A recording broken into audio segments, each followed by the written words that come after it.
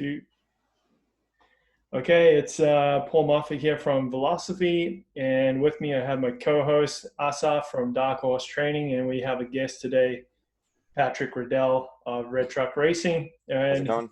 tell us a little bit about his epic journey over the weekend doing his 500K ride. How you doing, Patty? Good. Slowly recovering. Did my first ride yesterday. Could only manage 45 minutes or so. I'm a little bit sore still. The joints are a little bit sore, and another area is still feeling it a little bit. But we're coming around. Finally back on my sleep schedule as well. That was probably the biggest toll. No doubt, no doubt. And Asaf, what did you think of that? You're his coach, so give us your thoughts on the 500K epic.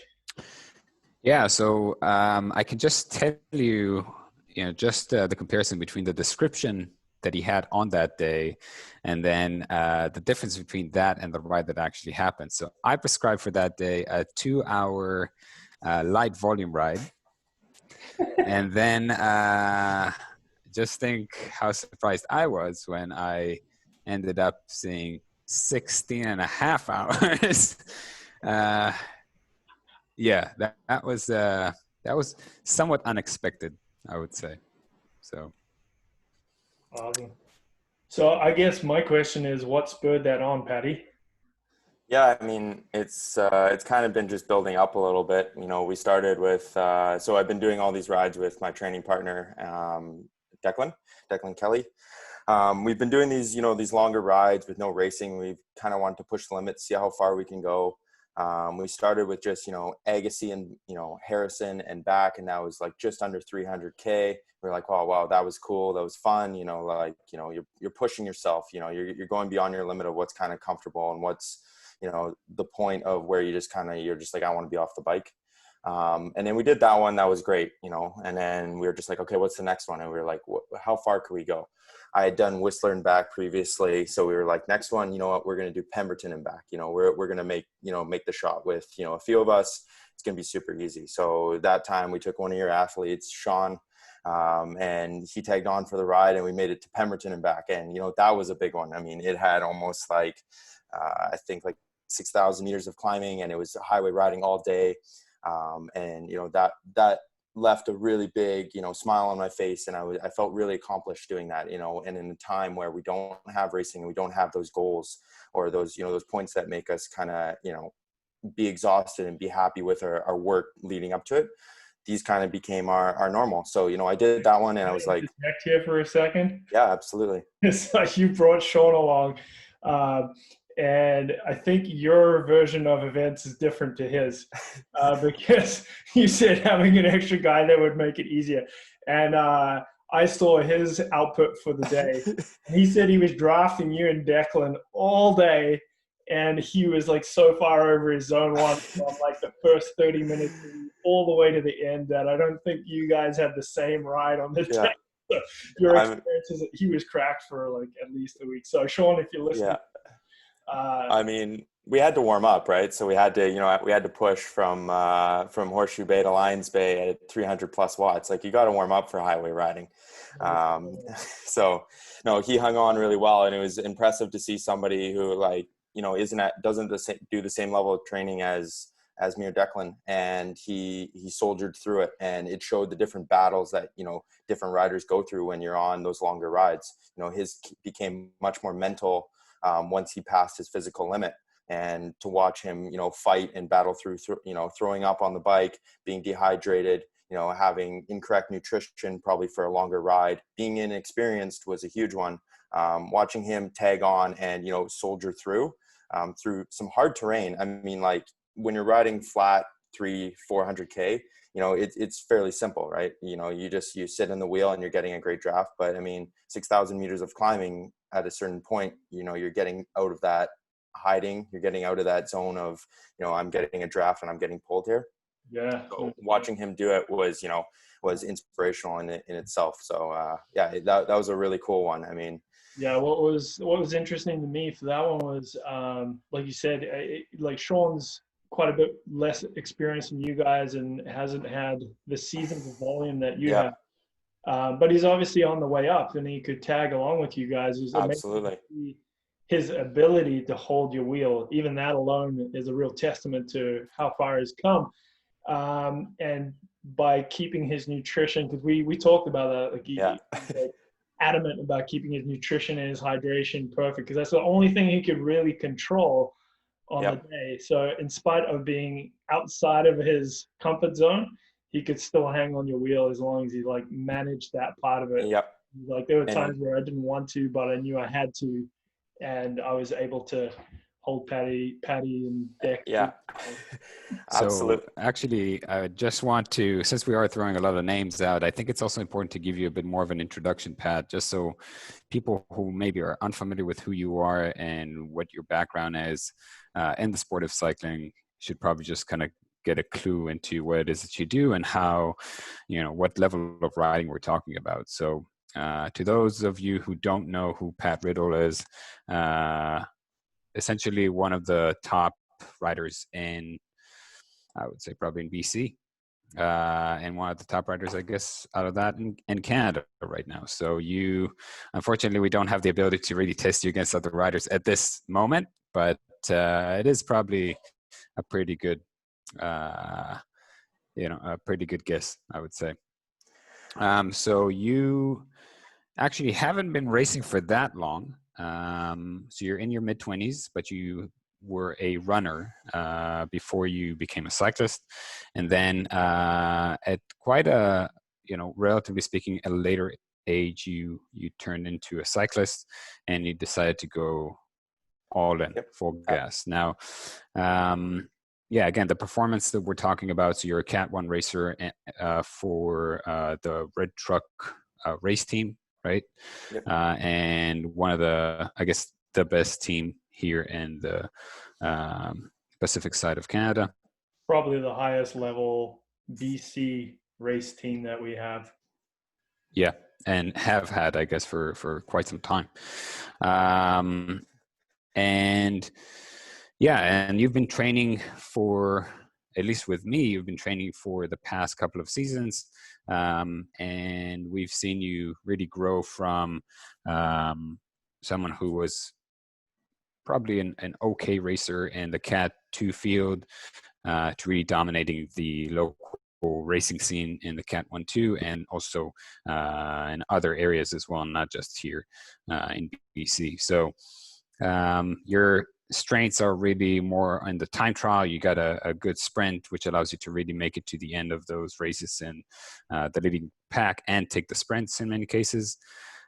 So not necessarily the classical ultra endurance athlete, right? So you really bear all the characteristics of someone who's an out and out racer, but you still have this, at least what you've shown the last few weeks, is this passion for going the distance and covering big miles. So that's something I really want to touch upon today a little bit because, for a lot of us that are training and enjoy the bike, the century is usually the distance that most people want to cover and normally cover when it's a big ride, right? Some of us go a little bit further out, but not 5 times that. Now, Paul and I, we've chatted a few weeks ago about his big ride of 300 kilometers, which really, in all measures, it's a big ride. It's a very big ride. But then you add 200 kilometers on top of that. Yeah. It's really hard to imagine for most people. And Thanks for undermining my efforts there, Patty. Sorry, yes. Started it. Good. You started it. Not to mention how much crap I get from you guys whenever I do a ride. You're our motivation, Paul. Maybe one day I can hold your wheel and do one of these epic rides with you. That's the thing. Yeah, you just got to get out there and do it. So that's really, that would be kind of my first question is, so what does it feel like, to go for 500 kilometers? Yeah, I mean, it's super tiring. I'll say that. I mean, it was the first time I've ever ridden at night before. And that was a big challenge. But I'd say if I was to summarize what it feels like, I mean, it just feels like a Band-Aid being slowly ripped off the entire time. Um, it's just like you're getting more and more tired and you're more and more sick of what you're doing. But you know it's something that's just going to eventually end. It's, you know, it is going to end at some point. So that's the nugget you keep in your head, is just, you're like, I'm doing this big task right now, but I'm going to be finished at one point. And then from there, you work backwards and you start breaking down where you're riding, what you're riding, and you break it into segments. You break it into moments of like, okay, I've got 50K till I'm going to be at this point. I got 100K till I'm going to be at this point. I got 30 minutes till I'm going to be here. You know, I got, 2 hours till I'm going to be, fully home and showered, like whatever it is. Like I was kind of breaking into these segments. So it kind of felt more like a couple different rides than it did feel like one entire 16-hour ride. That's kind of the only way to really experience it. I mean, a lot of people think like, how could you do that one thing for 16 hours? It's just like, it wasn't the same thing for 16 hours. It was breakups. And that's what kind of lets your mind do it, I think. I mean, if you were on a straight desert road for 16 hours, it would be a lot different from the way we were doing it. I mean, I remember we got to one section and it was 40 kilometers and it was a straight drag. And that's when I was losing my mind the most, because I was seeing what I had to do and it was destroying me. So that brings me to another question. You said that you segmented the ride multiple times and tried to mentally handle that. But my question is, were there moments where that tactic didn't work? Or I guess everything worked because you finished the ride, but were there times where it was more challenging? For sure. I mean, so we, the first section, to break it down, I'll try to go through the sections a little bit here. The first section that we went through was the night ride. So we started at 10:30 at night on Saturday. And I rode and I picked up Declan. And from there we had to ride around, Delta, around White Rock. And then, we'd be about 100K into the ride. So we were like, let's break down the night ride. So we got through the night section and that was extremely hard. I mean, the amount of focus you have to put into, keeping your eyes open, watching what's coming in front of you, worrying about your lights dying and, having enough charge, like being able to see, the taking the right path, all these kind of things start to come into play that you don't really think about when you're, in a day ride. So we broke that night ride down and, it was raining, the roads were wet. So you're getting sprayed. You're on race bikes, so you have no fenders, so your feet are getting wet, and it's only 3 hours into a ride. So that took a big toll. Is that first hour? That first 100 kilometers, it really started to hurt. But then you got to 100K, and you're like, okay, 200 more K. What time is it? Okay, it's like 2 a.m. All right. So we got 3 hours and a bit till sunlight. Let's break that down. And those 3 hours till sunlight were again really, really tough. Because you're out there and you're just like, okay, I'm starting to get tired. Like my body's been up for an entire day. Like I should be sleeping right now. It's not wanting to be doing exercise, and you're riding along Zero Avenue or whatever it is, and it's pitch black. Stuff starts to creep into your mind. Like other people are sleeping right now. Like they're going to wake up in a few hours and I'm still going to be riding my bike and I got to ride it all day. What am I doing? So like that next 100K was also extremely rough because we just had no motivation. There was nothing there that was really like, getting us through the day. It was just kind of like, break it down. Like we're riding at night. We just kind of, we got to get through this, and that works for so long, but you're starting to get tired. Everything kind of adds up. Yes. So I'm just sharing, I just shared can you see the map here, guys? Absolutely. Yeah. I got the map there in front of me. So we can see, this is the actual ride, the 500 kilometer that you covered. And we can also see that it wasn't, the terrain was very different at times, and we can see where you guys took a few breaks here and there. Yeah, absolutely. But but the night ride was basically the night ride was that section. So like up until basically where that huge spike in elevation goes was almost the night ride. Because you can see 5 o'clock there. Right, that's when it started to get light out. But a huge thing for us that was actually, it almost was our Achilles heel, is there was nothing open at 2 a.m. So we did essentially two to three bottles for the first 200 kilometers.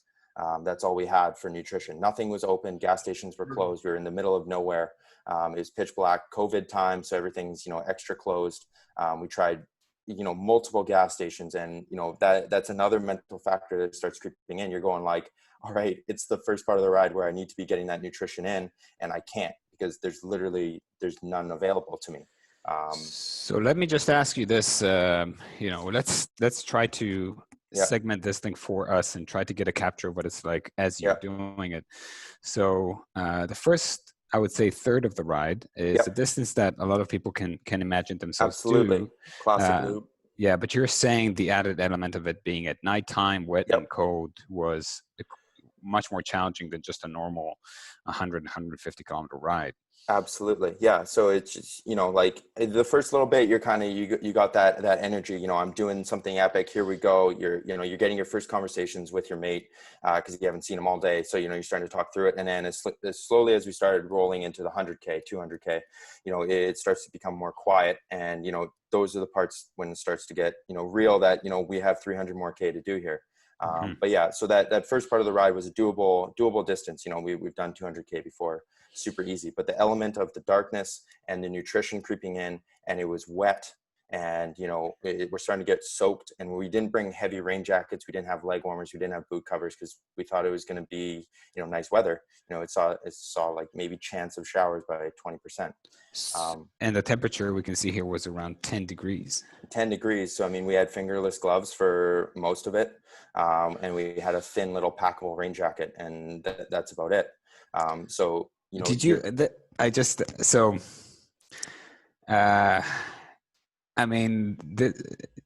you guys knew you were going to do this, right? Yep. You saw the forecast, you saw everything. What was the decision to not pack more? To be honest, is like, we looked at our bikes, and that was a huge talking point in the days leading up. We were like, all right, so are we going to run a bar bag? Now bar bags like slow you down heavily aerodynamically. Once you're over 30K an hour, like aerodynamics come into play, and we plan to ride over 30K an hour. A bar bag is going to be a huge hamper on you. And like, if you're doing 500 kilometers, those watts really start to add up. So what are you going to do? Frame pack bag, boom, gets you right in the middle of the bike, keeps your bike nice and slim. So as soon as you do that frame pack bag, that narrows down what you're going to actually bring with you. Because you got to pack it with nutrition, like a space for a jacket doesn't really like come into play there. But also, we did keep an eye on the weather, and we think we got caught in a bad little bit of turbulence, and it felt like the rain cloud was following us. We really didn't think that we were going to need that much clothing in the middle of, the middle of summer almost. Yes. That's funny because when I did that 300 with Ryan, we went through exactly the same thing. We weren't expecting the weather to turn out as it did, and it rained pretty much from the first 2 hours all the way to the end. Yep. Got down to 10 degrees, and all I had with me was team kit and a wind vest. And so the only way to keep up body heat was just to keep going and keep moving, and like just. That's another huge point. Yeah. Like I couldn't feel my hands most of the day, but it's funny how your brain just resets itself.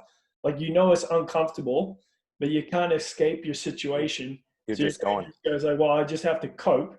Yeah. And you can just phase it out, right? It's not comfortable, but it's no longer uncomfortable to the point where, because as soon as that thought creeps in your head, it's basically your ride's done, right? Absolutely. Yeah. And you have the same thing with nutrition. Like, we didn't plan it out, and we were going to have to stop every 4.5 hours. I had 3 bottles with me. Each bottle was about an hour and a half of fluid. And I was like, we got into 4 hours, and I was like, I don't even know if there's a gas station nearby. And that was in daylight. So we hadn't really thought that through properly. We got lucky, and I got just within the 5 hours up. But in the future, I would plan it and have a look and see, like, now I know roughly where 4 hours is going to land us in terms of distance, and plot a gas station on there and make sure that it's open. I mean, our theory is like the border's going to be open. There's going to be a gas station there, so as long as we get close to there should be something open for us. But it was like every gas station or like convenience store was closed, and we really couldn't believe it.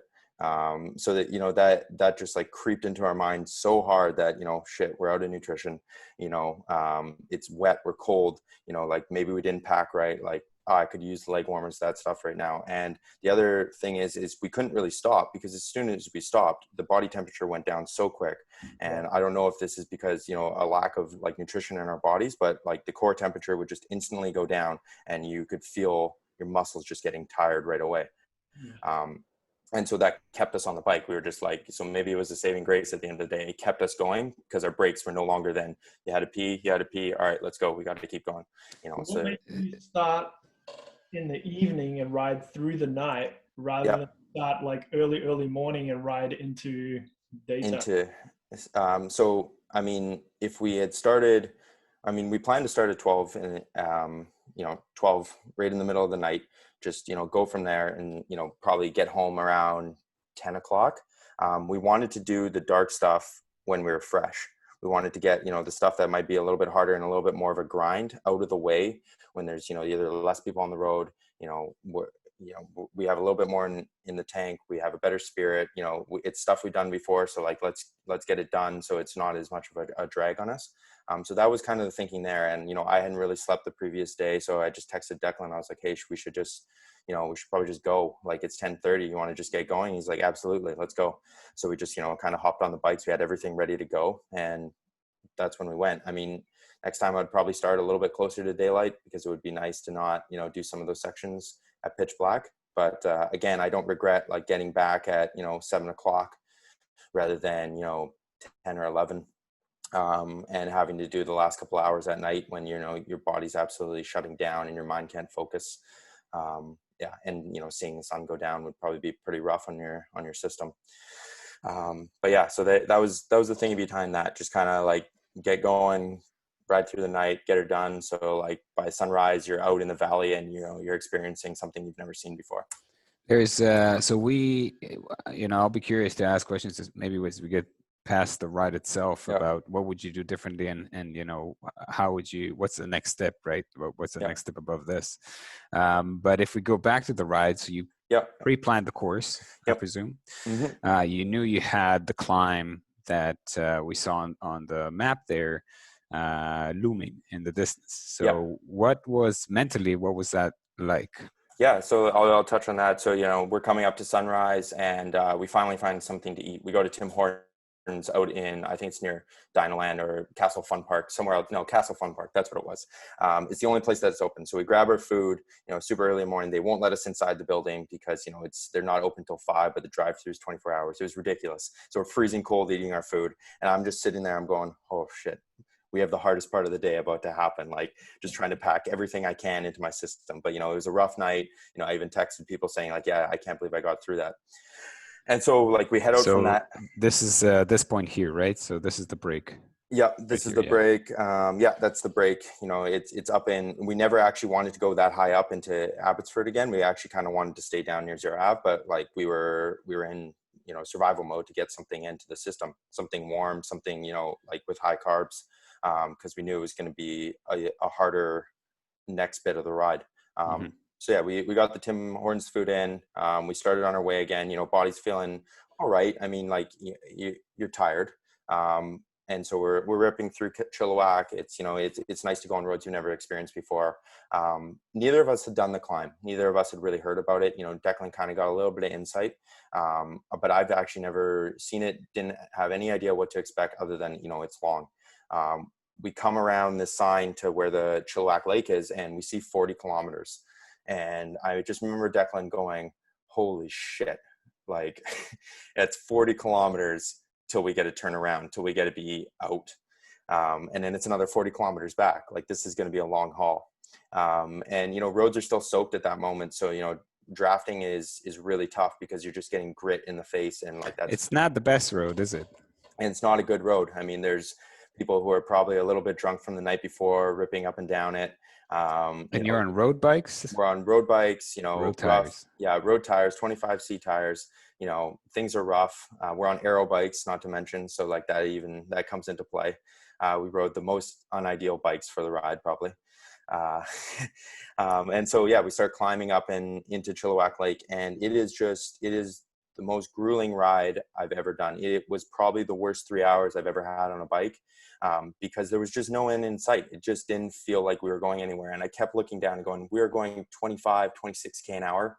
And you start doing the math in your head and you're going, and I have 40K to do. Like, this is going to be like almost like an hour and a half, hour 45 of just straight going up. Like, how am I going to do this? I've been up all night. I'm wet. I'm tired. I'm hungry. I'm pissed off because I'm climbing. I don't like climbing. You know, all this stuff starts coming into your head. And, you know, we're going up through this climb, and it's rough, and cars are going whizzing by, and, you know, it's all adding up. And eventually we got to the point up this climb, and I was going, Declan, how many K? Declan, how many K? Declan, how many K? Eventually he's like 2.5. And we come around this bend, and I see it's just a straight up drag for probably what was the remaining of the 3K. And I just went, nah, I'm not doing it. I'm not doing it. And I just pulled over to the side of the road. I just put my bike down, and I went over to have a pee. And I just remember standing and looking out into this forest and just being like, I want to quit so badly right now. Like, I just don't want to be doing this. I don't want to ride down. I want to be anywhere but here right now. And, you know, that was probably the lowest moment of the whole ride. I couldn't eat at that point because my stomach was a rock from the Tim Hortons and being cold, and nothing was like passing through my system. You know, my water was just tasting awful at that point. Like, so everything just kind of amounted to, I just remember going up that climb, and it just like at the top, just being like, it's over.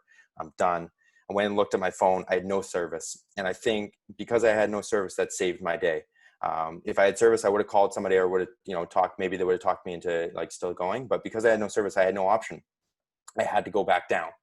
And so, you know, I got back on the bike. I took a little bit of caffeine. You know, I did all the things that I knew I had to do, but didn't want to do. You know, zipped up the jacket, you know, kept the high cadence. So like my blood is flowing. So on the descent, I'm not starting to lock up and get tired muscles. And you're just, we bombed out of there. And, you know, halfway through there, you know, you start breaking down, and you're like, okay, we're going to leave this. We're going to get coffee. Start thinking about that warm thing. What, you know, just want a cup of coffee, just want, you know, something to eat. You know, I get to sit for a little bit, you know, and so you start breaking that down as you're coming out of the descent. And I pulled myself out of that hole. And it was tough though. It was really hard. So just to bring it back to the ride itself, this is halfway through. This is halfway through. This is just coming over 200K. So like, yeah, by the time we came out of that climb, we were at 260, I think. So yeah. That's just over halfway. So yeah, that's questions for you, Pat. Yeah. What did you have at Tim Hortons firstly? Okay, at Tim Hortons, I had 3 hash browns, breakfast biscuit sandwich, French vanilla, and a muffin. I think I know where some of your problems are lying for a start. Absolutely. Well, we'll get to that. I got some intel that was one of the issues, so we'll touch upon that in a second. How good is it when you're like so cold and like you just can't think of anything except that warm thing, that like that little carrot in front of you getting a hot coffee and another donut. Absolutely. I remember when I first came to Vancouver and I was working construction outside, just to derail the conversation completely. And I never drank coffee until I did construction. I didn't eat donuts until I did construction. But working in like 4 degrees and snow in Vancouver, where the only thing you have to look forward to is a coffee and a donut. And that got me addicted to coffees and donuts. And now it's carried into riding. It's so funny how it can like motivate you and get you an entire day where that's the only thing you can look forward to. Through the hardest points, yeah. And like I said, it was just, again, it goes back to that breaking down the ride, right? And it just breaks it down to those little moments too. Those little like 15-minute segments. It's amazing. I mean, you know, you've touched upon so many things that I think are so valuable for any athlete. You know, I mean, the low points and the stuff that we do can be extremely challenging. I mean, they are the challenge of being an endurance athlete. And to pick yourself up is really a testament of someone's resiliency, like how well you can just narrow everything down into a single focal point where you say, okay, one more pedal stroke, you know, zip up the jacket, pick up your cadence. Yeah. Think about the coffee, think about that stuff. And the fact that I think you had no other option because you have no cell reception. You're not going to send Declan to go get help. Like Nope. that's it. Like if you don't Yep. get your ass back home, no one's going to pick you up. Absolutely. I think that is that. Like I've had it so many times as an athlete, and even in other areas. Like it doesn't have to be when you train. It can be anywhere. Stuck somewhere, and you got to make it back. Yep. It's just amazing to hear you describe that. So anyway, let's Yep. continue. So Yeah. you're on your way back. You can kind of on your way back, and at that point we were starting to rotate the pace lines, and we were getting into the rhythm. The first 200K of the ride we probably rode side by side, just to chat, and like that's how we usually do it. And then like we started getting into the pace lines, and I was like, okay, these little bits of rest are helping me. Like I'm getting into riding now. Like here, like it's time to sun is coming up. By the way, it's foggy and raining all the way through this climb to add to it. We couldn't see a thing. There was no sunlight warming you up. And all night you've been freezing cold, and the only thing you want is some sunlight, and it's completely taken away from you. Oh, and by the way, you have to climb. So anyways, that was that was something I was a little irritated about. But anyway, so we're rotating, we're coming through. Sun is kind of shining. We know we're coming out of this valley. So we come out of the valley, boom, like it's just like you just feel so good. You're like, that's done. The worst part of the entire ride is probably done. You never know, but like I'm assuming I don't think I'm going to get any lower than that. We come out of that climb and we're just like, all right, we need to refuel. We need to get caffeine to the system because we're both like, yeah, mentally we're not doing great. So we go to a Starbucks. We get into that Starbucks. I don't know if you want me to touch on this now or if there's more about the climb, but I'll go with it. We get to the Starbucks and I go right up to the counter and I'm just like, give me 2 double espresso shots and 2 Americanos. Let's get it all into the system. Yeah. Just before we get to that, I'm curious to know what your partner was like. How did Declan do during your low moments? Like, were you seeing that he was having the same thing, or was there kind of a back and forth? Him supporting you during that moment. Like, what was that? What was that like? There's a couple of those little moments where, like you just have to, when you hear somebody and it's starting to get into their voice, they're starting to like, everything's kind of getting them down.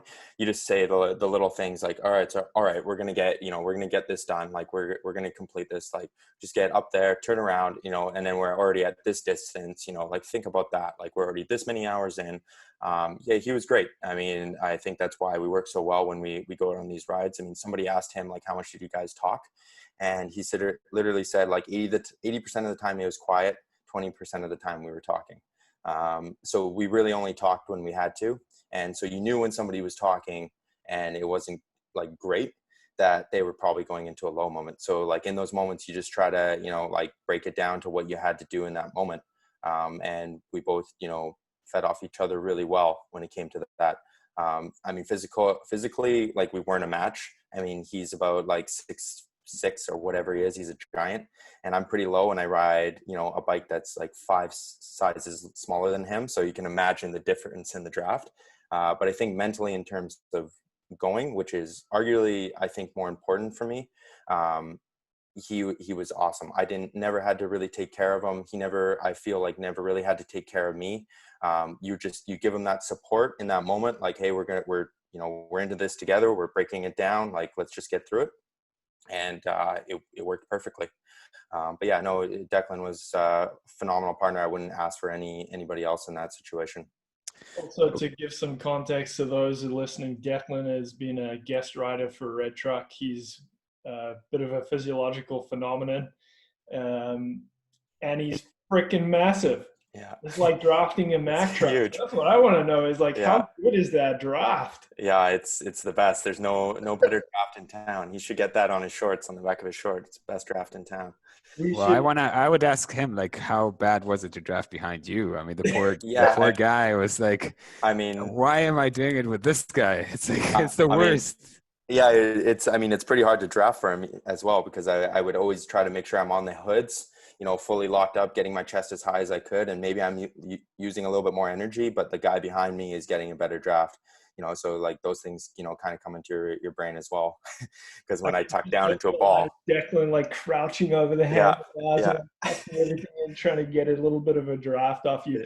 I think we should try and get Declan's services advertised on here. He can make a lot of money Absolutely. hiring himself out for For drafts KOMs, and to yeah. take out their 200 or 300K ride. So if you've listening to this, you heard it here first. We take a small cut of all the proceeds. Yeah.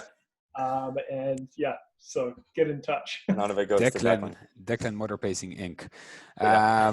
So okay, so Yeah. let's get back into the ride. So Yep, for sure. So we touched upon it a little bit here. So the food that you guys had wasn't, a lot of people kind of tend to forget that if they're not familiar with this thing, the food that you're going to have during a ride is probably the last thing you want to eat when you're not on the bike. So how much of a toll did that have on you, and did that affected you at any moment during the ride? Yeah, I mean, like I think it definitely came into play. Like the Tim Hortons probably wasn't the most ideal meal. I mean, it wasn't like we were really shooting for, like, I think because I was in that mode of like, I haven't had anything for hours. Like, I mean, I've had my bars, I've had like, some, blocks and stuff like that. I'm pretty good at keeping up with that stuff. Making sure the stuff's always going into the system. You always have a little bit of sugar, a little bit of caffeine. But that Tim Hortons run, it almost felt like I was in panic mode. So I shoved a bunch in my stomach and wasn't thinking like, okay, how's this going to feel in a little bit? Can my body actually handle this? So I would say, that was a small mistake. So, going into that climb, my stomach was a rock. I wasn't absorbing anything.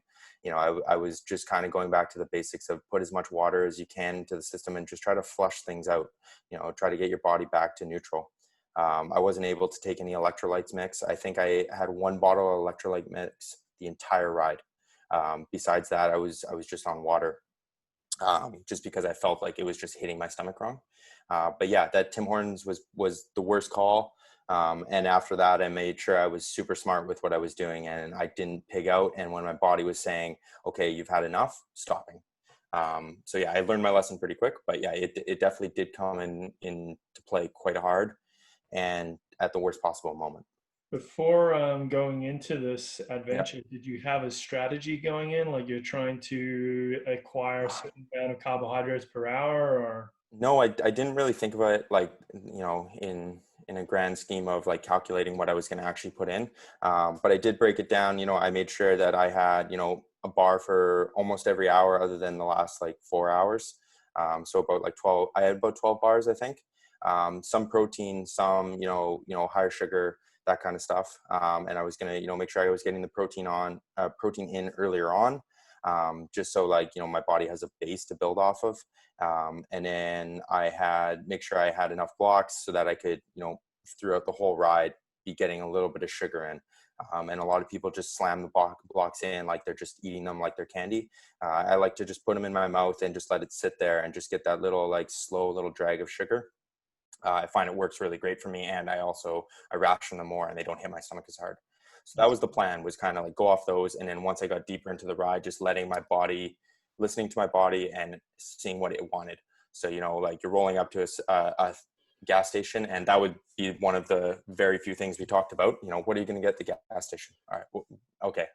I'm really craving salt right now. Boom, we're getting chips. Walk in, what type of chips? As soon as he picks a bag, I'm like, those are the ones we're getting, that kind of stuff. So I let my body kind of take the ride and, take the role of, picking what I wanted once I got deeper into the ride. And I think that just works for me, not, kind of setting too much out for myself and worrying about when I'm not getting it in, cause like I never expected my stomach to seize up on me. I mean, I've eaten that much Tim Hortons for years of my, as a kid, you just slam whatever you can in and you're hungry. But I never expected my stomach I never get issues on a ride, like the stomach wise. I've never had like a locked stomach like that where, I'm like burping stuff up and like, I feel like I'm going to throw up. So we are now more than halfway in, just past the halfway point. And you said, okay, so now your stomach is becoming an issue. Yeah. I can't take in what I want to take in. Like I want to be chugging bottles right now, and like, I don't know if it's coming down to like, wow, it's like, I bring in the weather, like it's cold, it's wet, like I'm not hungry. Like it's a task for me to reach through it right now. Like, like just the access to it and like the want was just gone. And usually I'm always a guy like, oh, I can't wait to start eating on the bike. Like I'm super hungry. Like I love getting the stuff into my system and feeling my body work with it. But like I literally like didn't want it. I would have thrown all my food away at that moment if I could. So, during a ride, it's very normal for us to Yeah. have quick breaks for number one, but then you are out there for an entire day, Yeah, you actually never an think entire about that. night, Yeah. right? So, And just putting absolutely like just the harshest carbs into your body. yes. Um, So, was there a moment where you just had to, let's yeah. say, just clear some Uh, of that out? I mean, that perfectly pulls back into where we were in the ride. We're rolling up to Starbucks. We got all this coffee, all this caffeine. I'm sitting there at the table. Declan's gone to the washroom. I think I called like my dad at that point just to have a chat, like just to, let him know where we were. And I was like, I'm in a bad state. It was a rough night. And we just did like 80K in like just terrible conditions. It was super unfun. Like, I don't know what's going on right now, but it's not good. Get the coffee, sit down. Declan comes out of the washroom and he goes like, wow, I feel really good right now. Like I feel amazing. I'm like, oh, that's nice. I feel terrible. Start sipping a little bit of the coffee and I'm like, okay, I'm going to go to the washroom. So I go to the washroom. I start peeling off this soaking wet kit. I'm putting it on the ground and I'm looking at the stuff and I'm like, I might not be putting that stuff back on. I might just be calling it after this. Like this is not going good right now. I go to the washroom and I threw that kit on so quick because it was a game changer. Absolutely. It was the biggest TSN turning point of the ride, was going to the washroom. And it's not like I was feeling like physically sick anymore. Like I was starting to be able to eat, but it just like, it was this heavy weight that just got lifted off my shoulders. And, like you said, you don't usually have that in a ride, usually you go number one a couple of times and that's about it, unless you're Tom Dumoulin. But like, you just kind of, you rip through it. And I remember going and coming out of the washroom and just slamming that caffeine and just being like, we're going to do this. We're crushing it now. Let's get the rain jackets off, stop raining, and yeah, like I said, like that was the biggest thing. I've never had that happen to me in sports. Well, Yeah. I have a story where I was running in a race and I had to go really bad and I ended up winning the race anyways, even though I pulled over and did my business. But Yeah. Well, it's the another day. heavyweight But came off literally. yeah, but Can I, well, on yeah, that point, so we are now 300 kilometers in. 300. Yeah, we're getting close to 300K. So that was Yeah. like, So yeah, that that was was, kind of the point where you knew you could do. yep. And now you're getting into the unknown. So So yeah, we're what's, starting to get into the unknown there. We ripped through Chilliwack and we were just absolutely flying. I mean, we were taking these massive pulls and I think we were ripping like close to 40K an hour, just like feeling great, up to 280, 290 watts for me, probably 600 for Declan. Just feeling really, really good. We're starting to get into roads we know as well, which was huge for us, stuff we've done before. So we're like, okay, yeah, this is Agassiz's coming up. We love Agassiz. Like we know we can stop there. There's, A&W, there's that. Fuel up in Agassiz, get a bunch of corn chips, get a bunch of Red Bull. We start getting into the system, but we're starting to get close to this 300K. And we're into the 300K, sorry. yeah. So we get to Agassiz and we're just like, okay, now shit, we got to do Hope. Neither of us really know what the Hope Highway is going to be like. So this is Hope here, right? Yep. Yep. Okay. A long break here. So what was going on here? In Hope, so we get up to Hope and, it was a pretty long drag up to Hope. It's not a super nice highway. It's okay. Like there's a big enough shoulder, but there's big trucks. People are going pretty fast. There's rumble strips, there's stuff all over the road. We get up to Hope and, the body's in a really weird place where it's been energized and you've had that moment, that high, and you're starting to come down a little bit. But the saving thing is we knew we had less distance to do than what we've already done. And that was the mental side that won us over in Hope. We couldn't eat. Either both of us tried to eat in Hope and it just wasn't, like, nothing was going in. We were at Dairy Queen, which probably wasn't the best pick, but like we didn't know anything else. We saw it and we were like, we just need to sit down inside and get something to eat. So yeah, we're at Dairy Queen. Mentally we're just like, yeah, we can get back there. Food isn't going in, but we're just like, it doesn't matter. We just keep riding our bikes. Like that's what we've been doing for the past like 10 hours or 9 hours, whatever it is at that point. Let's just get back on our bikes. Like, let's not like stay any longer because all it's going to do is just make us want to be on this ride way less. So yeah, food didn't go in, got back on the bikes. And at that moment I was just like, this is easy. This is home stretch now. You know, like your messages have, like, I look back at my messages when I was talking to people, and they went from like super low. And then after I got to Hope, it was just like home stretch, like making it happen now. It's going to be easy. And honestly, from Hope all the way in, it felt like it was a totally different ride. It felt like a totally different day. It was a total switch around, because mentally we knew that it was going to be easier than what we had done.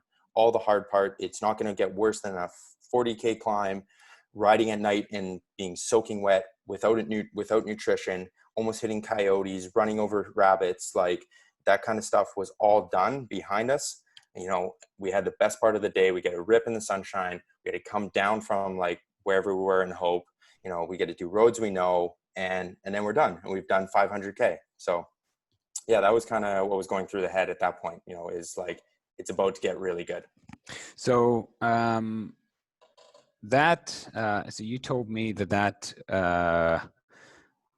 wasn't exactly true for both of you in the same amount, right? So Yeah, at some point, one of the engines started to misfire a little bit. started to go a little bit. Yeah. Yeah, I mean, so what is? I mean, again, this is kind of unknown territory. You're starting to head back. You know, it's not going to be, the terrain isn't going to be as challenging as it was on the way out, but you still have a massive distance to cover. So what were the things that weren't going through your head at that point that maybe were going in the beginning? Like, what are you thinking about now? You're in survival mode now. You're just in like, you're in get as much caffeine and sugar as I can in the system and ride it out for as long as I can.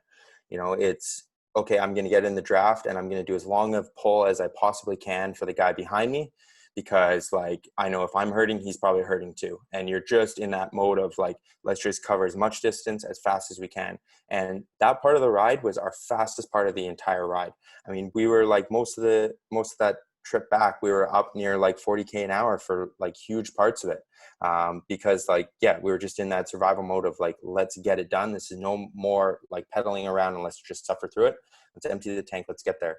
But like you said, you know, one of the engines started to go, and like, I don't want to speak for Declan here, but like, I felt like he was starting to, you know, the wheels were starting to come off a little bit. Like, you know, he did a massive pull, as we were getting through Hope, through Chilliwack. He did like a massive, I think it was like, I don't know what it was, but I just remember being like, wow, I've been back here for way too long.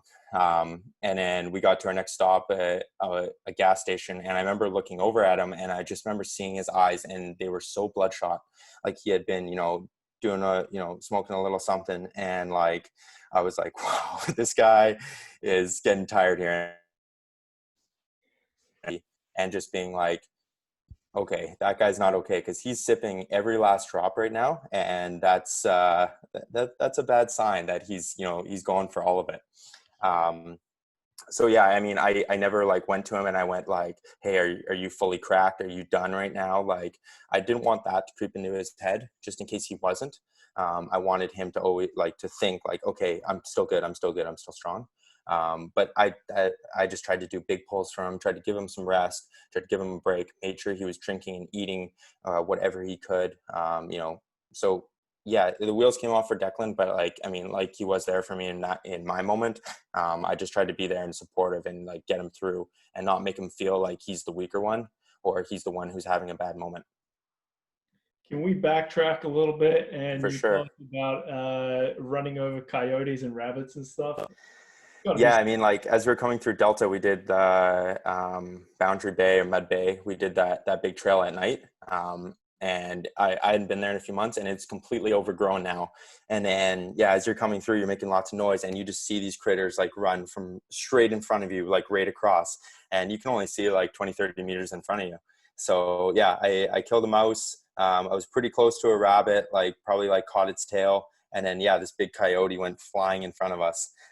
It was a little bit scary. I mean, there's worse things out there that I probably could have, a deer on Zero Ave was definitely a little bit more of a concern, but yeah, no, it was an experience coming through there. So you're working with each other, Yep. supporting each other. You're both on the absolute Yep. limit. You have no idea what's going to happen, but at this point, you're heading back home. We're heading home, and it's So sunny. what was that like? I mean, how Yeah, much of a pickup was that? it's an absolute huge pickup. I mean, and that I think like just after we crossed over that 300, we knew we were at Hope. A turnaround is always the savior. It's always like I don't have to do more than what I've done. And it was more than a turnaround because it was 300K, right? But like still, you're at the farthest point you're going to get from home. And yeah, we turned around and like just cruising back, and the sun's starting to come up. We're catching a good draft from cars, and we're just whizzing by. Nutrition was starting to go in for me, so I was feeling good. Like everything was hitting me perfectly. It's an amazing feeling. I mean, and I think that was the feeling we're searching for, is when your legs aren't tired. Your legs are not tired from what you're doing. It is purely just the brain is tired of being on the bike. That's about it. And that's the feeling you want to get to, because I think most of the ride, you're trying to conserve as much energy as you can. You're trying to save your legs. But once you get there, it's just like the taps open up and you're like, it is what it is now. Like, let's just let the legs go. And that kind of comes back to like a race when you're racing and you're being conservative, you're keeping the legs. And then as soon as you attack and you go, and you're just like, wow, I have these amazing legs today, and pain feels like nothing. Like it's just, you're just cruising. It's there, but it isn't. And that's essentially what it was, in a way bigger, way bigger, way bigger way, I guess I would say. So I have two more questions. So you get back home, Yep. you're both home safe. Yep. What was it like to just come back home, be at home, take the shower? Yep. What was that like? How good was that feeling? I mean, so our friends actually met us at a little roundabout near our places, and seeing them was like probably the best part. I mean, when you're with somebody for 16 hours and like you're just going through hell, it's not like you're sick of them, but you're just kind of like you're waiting for a little bit more of a human connection with somebody. So seeing some friends, that was the best part. And then I got home, and like I just felt tired. I didn't feel like my legs were cooked, and I could never make another pedal stroke. But I was just ready to be home, and I didn't take my helmet off for 16 and a half hours. So taking that off was such a good feeling. And I remember just putting it on my counter and taking those cycling shoes off, which Did are it like, came off or did it peel off? yeah, a little bit of both. Had to get the chisel in there. But yeah, no, taking that helmet off was a great feeling. But I couldn't even, like, the shower was mad because I couldn't really stand. I was just like, I was so tired that like I just didn't really want to be in there for that long. I just wanted to be sitting, and I didn't want to sit just in case I couldn't get up in a shower. So yeah, that was interesting. How long after you got back were you able to actually eat a meal, like a real meal? Probably the next day. I wasn't really hungry. I think my stomach was so tight from like probably 600 plus milligrams of caffeine in the last few hours. And I was pretty bloated from just like trying to put water in at the same time. So yeah, I had a few slices of pizza, and that was about it that night. And then the next day it was just like, I ate everything I could. I think I got 2 or 3 milkshakes that day. I got fries, I got pizzas. I just ate anything because yeah.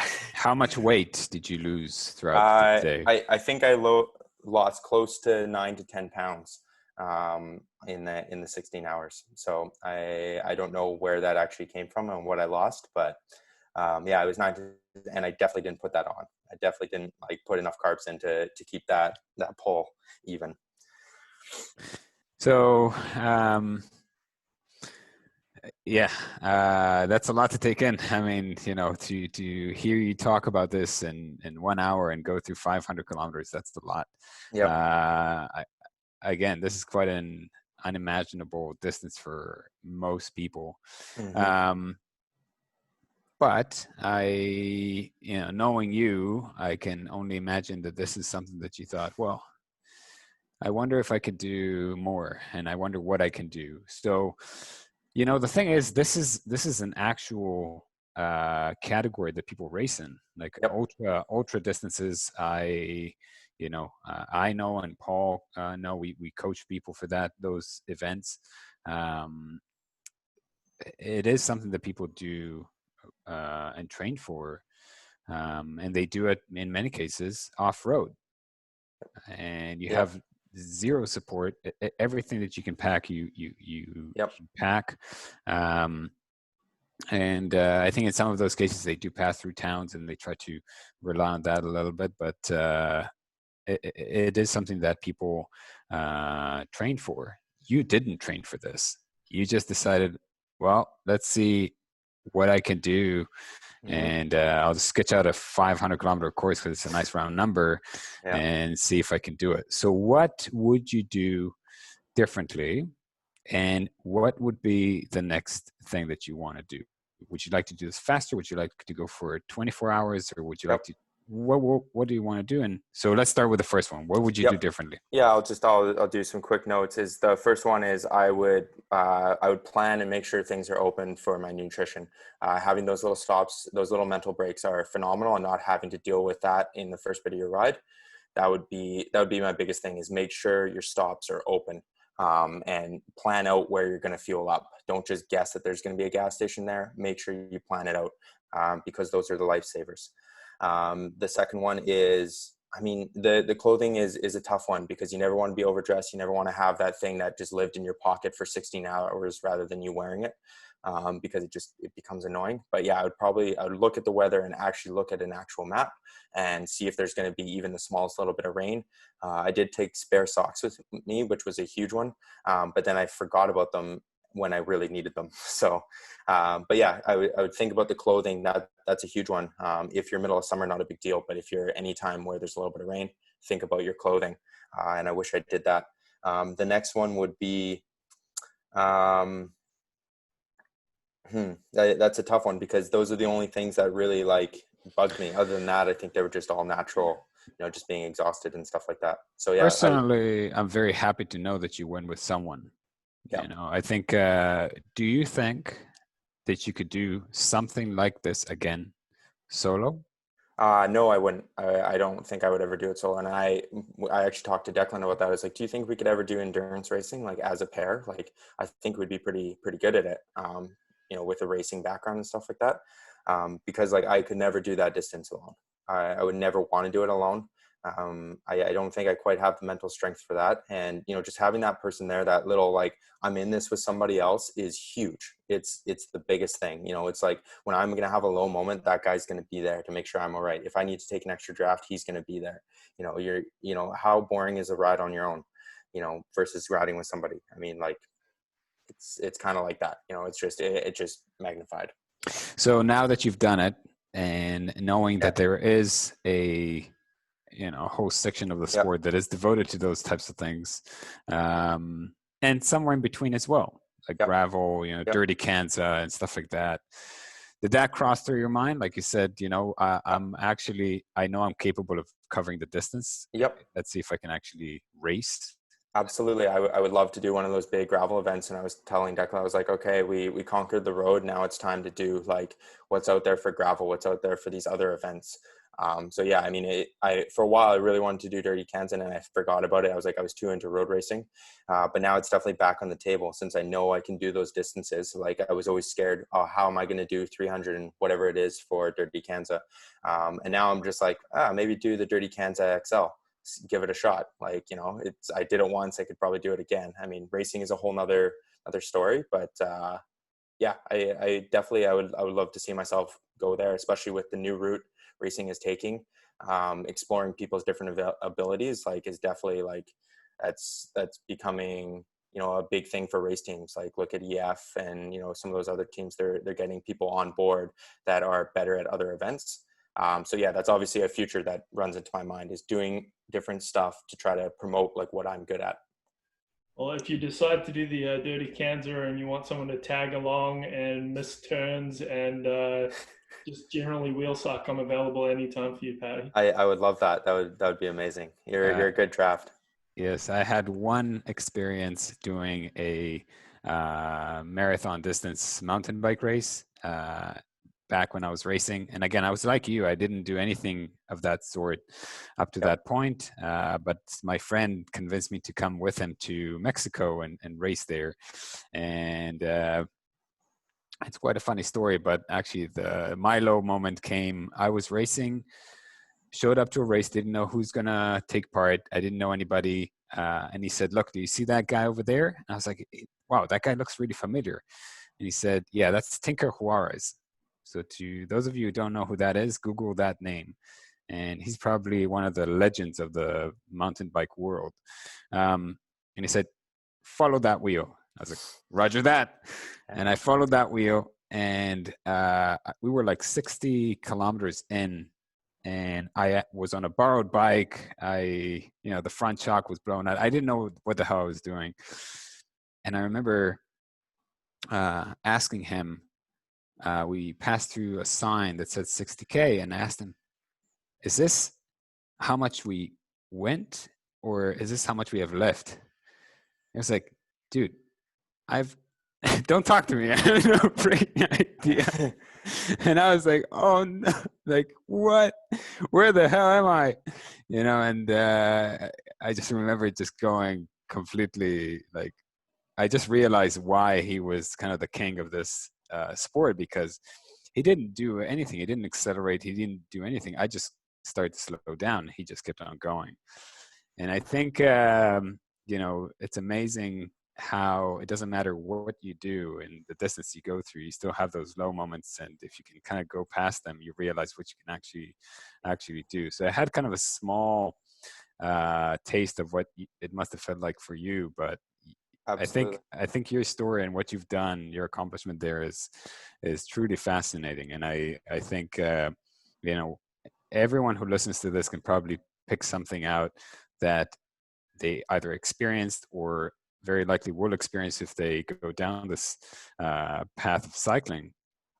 And I would say, I want to first of all thank you for sharing. I think it's sometimes these things are quite personal. You go through highs and lows, and people have to deal with them, and it's very hard. It's really hard. Mm-hmm. But being able to talk about it in the way you did, and really sharing all the information, I really appreciate that. Yep. And so big thank you for that.